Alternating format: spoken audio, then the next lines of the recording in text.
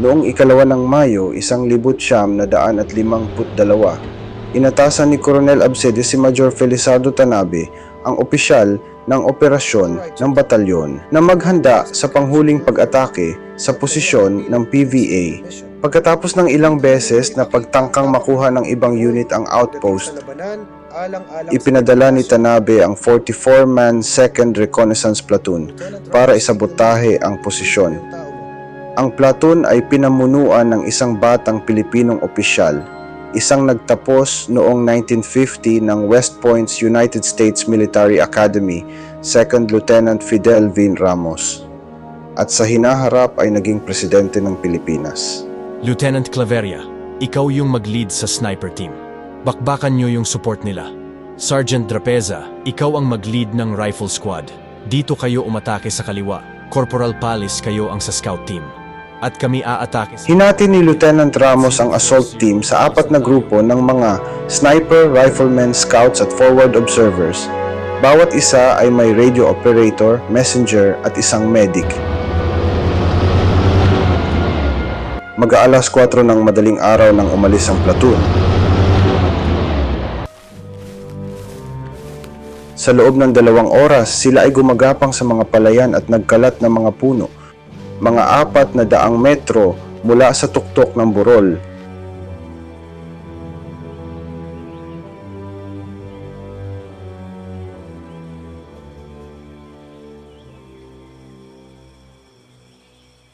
Wang 同志，战后你打算做什么？我要吃我最喜欢的妈妈飞皂面了。你妈妈多大了？她现在已经60岁了，我非常想念她。那很苦。1年前，在我支援参军之前，我的母亲死于肺结核。处主，你的人准备好了，法西斯随时可能发起进攻，结束了。同志们注意了，我们受到情报，联合国政绩划夺会。这座前哨基地，请你们的排唱星星。我们的任务 Ang outpost ay mayroong isang support platoon ng PVA o People's Volunteer Army, ang expeditionary forces na idineploy ng People's Republic of China upang tumulong sa North Korea na labanan ang United Nations. 李排长，到，给你布置一项任务，带上一班下去检查一下，还有没有被埋葬的。We are near to the target. 1 minute. Ready to drop. Clearance to engage. All team, proceed to your mission. You have clearance to engage. Copy. 安葬一下。是，记住，动作要。敌人袭击了，多导演体力去。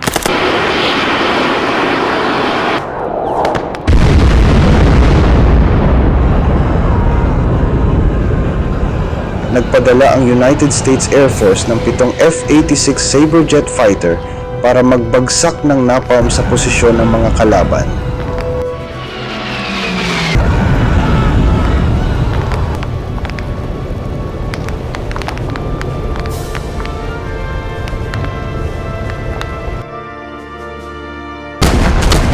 Sinundan din ito ng artillery support ng mga sundalong Amerikano.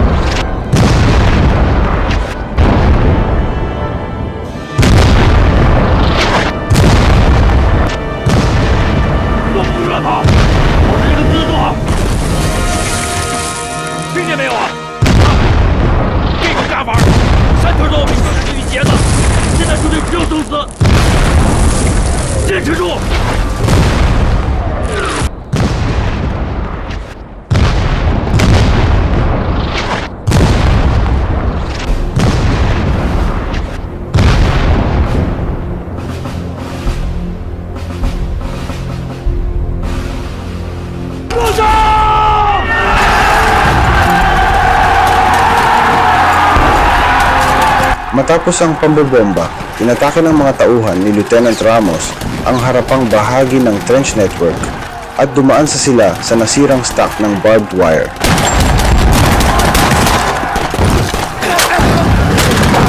Malapitang labanan ang naganap ng manlaban ng mga umaatras na Chino at nagpakita ng gilas ang mga Pinoy na sundalo pagdating sa hand-to-hand combat.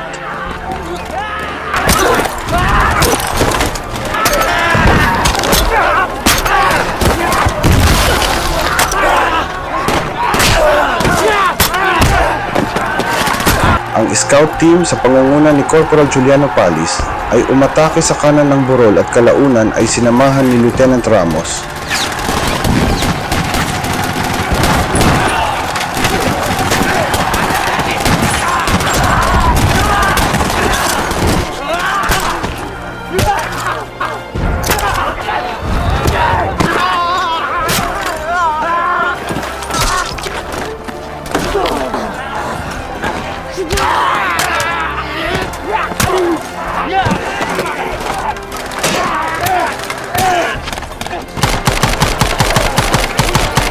Samantala, ang rifle team na pinamumunuan ni Sergeant Cipriano Drapesa ay umikot sa kaliwang bahagi ng burol habang ang sniper team sa pangunguna ni 2nd Lieutenant Yel Claveria ay nakipaglaban sa suporta ng kaaway mula sa kalapit na burol, ang Hill 191.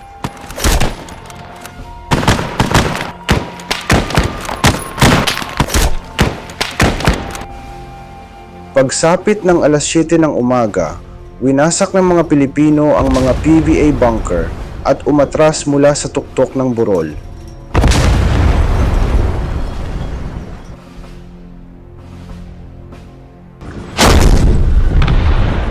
Ipinagpatuloy ng mga tangke ng UN ang kanilang pambobomba sa Hill Erie.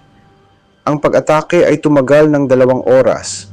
Ang mga tauhan ni Ramos ay nagtamo ng isang pinsala habang ang PVA ay may tinatayang 1,100 na patay at 2,540 ang bilang ng sugatan. Bagamat ang ibang bilang ay mula sa mga tama ng kanyon, mga tangke at airstrike. Ang labanan ay ang huling pag-atake sa Hill Erie ng mga puwersa ng United Nations. Hill Erie was a fortified position in the hands of the Chinese People's Volunteers. But since they had occupied that higher battlefield for many months, they were well prepared. And there were many attempts to advance and then eventually take over Hill Erie by other units.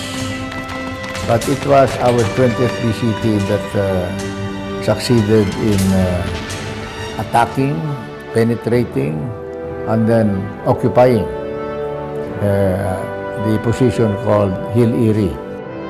In the case of the last attempt, which was done by my reconnaissance platoon of maybe 40 men, we succeeded in overcoming the opposition there.